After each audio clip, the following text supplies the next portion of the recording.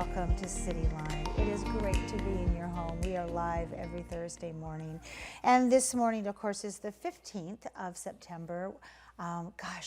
This morning, once again, I saw all the kids in the school buses and I thought, yeah, we are back. So please be careful out there and remember, we have new speed limits, so please adhere to them. All right, let's get on to this show. Later on in the hour, we'll be talking with Job Carr Museum, and they're here to talk about all of the wonderful things that they do in terms of educating everybody in our community about the Job Carr Museum and its history, and some wonderful events that they have coming up. The Latinx Festival will be here in the house to talk about that festival and, of course, when it is and what you're going to see, so you don't want to miss that. And then Turning the Tide, if you have not heard the buzz about this new film that we have depicting the tides in our beautiful city, well then you're missing out. Leah Michelson will be here in the house to talk about this film and the role that she played in it. And then with me now, if you saw in the wide shot, you know who's sitting next to me. The one, the only, Tacoma Council Member, large position number, put your glasses on, Amanda, 6. We're talking about Council Member Kiara Daniels. Welcome to the comfy couch. Good morning. I'm so happy to be here. It's great to have you here. You know, you and I, well, we run into each other a lot, but the last time I had the pleasure and the privilege of interviewing you was we were still sheltering in place. We were in lockdown, and so I got to see you from my kitchen table. We Zoomed. I remember. I definitely remember that. And now we are here live in the studio. We are. Incredible to have you on the couch. Thank you for taking time out of your Absolutely. 24/7 schedule to be here and to let me pepper you with questions.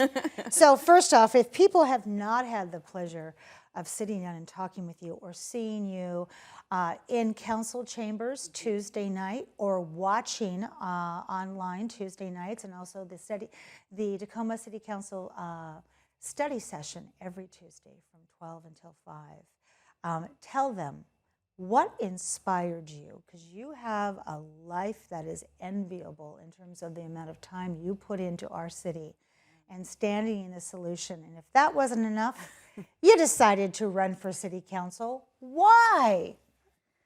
You know, I think it was because I was trying to stand in the solution for so long.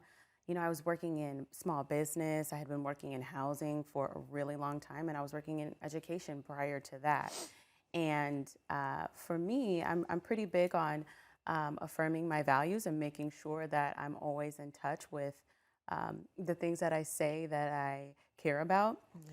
And 2020 was really big for a lot of reasons. It was really big for a lot of families. And for me, I knew that leadership would be really difficult, but I also knew that it was a pivotal point. It was going to be a pivotal point for young people. It was going to be a pivotal point for people of color. It was going to be a pivotal point for people who had less. Oh, yes. And in that, I felt like we really needed to make sure that we had leadership that understood and that was really in touch with folks that were really struggling to survive. And at that point, I knew that I had done enough work. Not enough work. You'll never be ready for this. But I felt like if I really wanted to represent my values, this was the way to do it, because we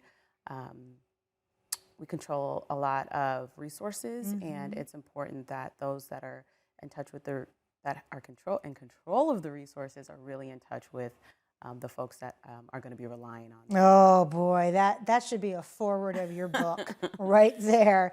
So as an at-large council member, I've learned this. You represent the city as a whole, as opposed to an individual district, like let's just say District 2 or something.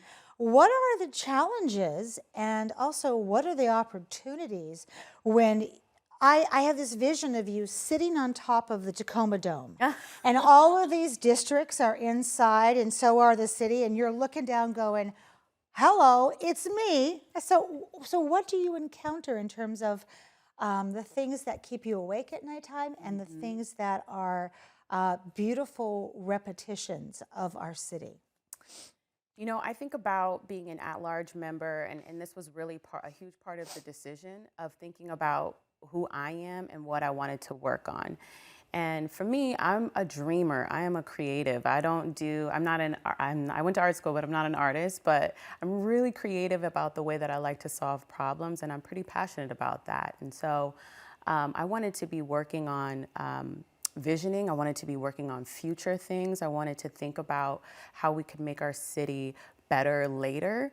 And those are things that I don't think, because some of our problems are really localized, and we have some really heavy stuff going on in every neighborhood that um, our um, our council members that represent each district really spend a lot of time working on those things. And I knew that I wanted to be able to work on things like streets and environment and housing. Housing is a big one, but I have to think about housing as an entire city and not just one district. And so for me, that was the opportunity there. And so I think their jobs are more difficult, and they probably think my job is more difficult, but we all represent Tacoma together. And I think that's the beautiful part about it. Yeah, I love that. I mean, you guys have each other's backs, just to paraphrase it very, very succinctly.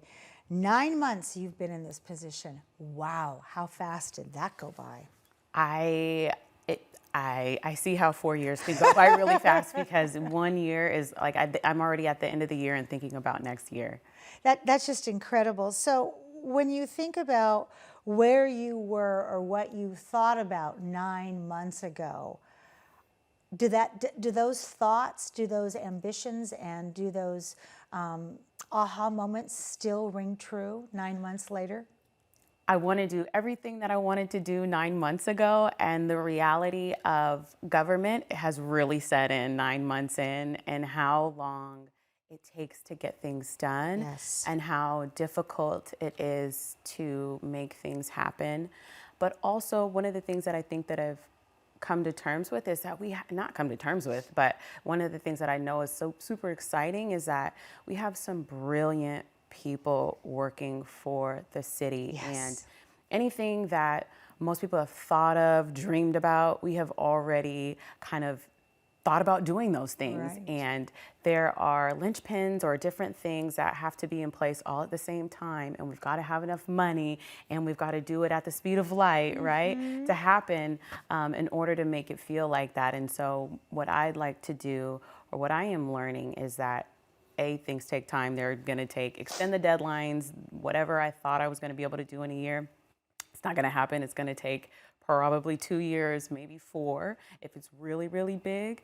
And also to give people grace and patience, and know that we have some of the best minds really working behind the scenes, and that means we have to use a lot of trust. Yes. And yeah, I'm happy to do that. And that was something that I don't think, as just a community member, as a resident, that it's easy to do. Right. Having trust, clarity, and faith in others' good intentions. Right. So let's talk about, you mentioned that word, I want to go back to it, and that's budget and money. Ooh. And I find that from my point of view, when I'm driving down the street and I'm looking at our unhoused citizens, and my heart is breaking, I think, well, gosh, there must be a ton of money in the budget, and why aren't they taking care of this? And let's talk about that, because there is that myth, I think, or a budget buster, that it's so easy to pass a budget. You just need to make sure you have enough money, or you just need to allocate it, or you need to look around and really look at what are the priorities.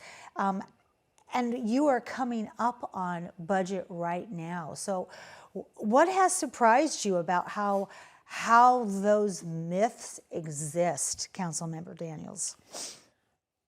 Oof, that's a big one. You know, there are the things, as a resident, I feel like, because I've been here for 9 months, I'm still kind of in the middle of being a representative, and then also I'm very much in touch with not being a representative, and being kind of all the things that I wanted, or all the things that I thought. Yes. And we are faced with some of our most difficult things: homelessness, crime, the other things, the environment, right? Those are the things that I think we talk about a lot that we know need to get fixed right now. But there are so many things that the city does that require a lot of money and that make our lives really easy and that make Tacoma a livable place to be that we have no idea happen every single day. And it costs a lot of money, things like trash pickup. And that's a big one. And we need even more of that, but we spend a lot of money on that, millions of dollars on that, right?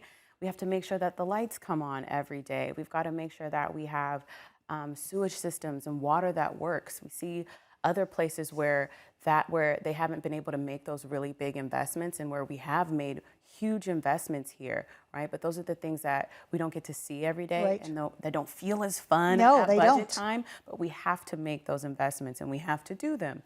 And so for me, I think coming up on budget is going to be about balancing the things that we already do that make Tacoma an amazing place to be and figuring out how we can really live out our values and put enough money into the things that we want to see that are really important problems to solve. Yeah, boy. And then in midst all of that, you have your constituents talking. Yeah. People reaching out to you, which we've been showing your how to get a hold of you, your email in front of that beautiful face the whole time. But you also have to balance that out too. Yeah. As well as this is maintaining the city. And then here are the things above that, which we have to also be very careful about. If we're going to fund this, and you just got done saying, sometimes it takes 2 to 4 years to see a project to fruition. You know, do we have a sustainability in 2 to 4 years to keep this going once everything is met? It's just like your own budget and your own family. It's like, how much do we have here? So I want to, in this last 30 seconds, say thank you to you because let me tell you, I see you. I see you. I see you out in this community 24/7. I see you on the weekends where most people would be resting. You are out there talking to people, finding out what they need in their districts. You are out there spreading the word of diversity, equity, inclusion, action. And then Monday rolls around and you're back to making our city a better place. So my gosh, you are inspirational and you are sustainable and brilliant. So thank you for saying yes to running for your position. And I'm going to have you back on this couch in 60 days to figure out how that budget process is going. Deal? Deal. I'm excited for that. Okay. Thank you so much for having me. You're welcome, my dear. Leah Michelson will be in the house to talk about turning the tide. You don't want to miss that. We'll be right back.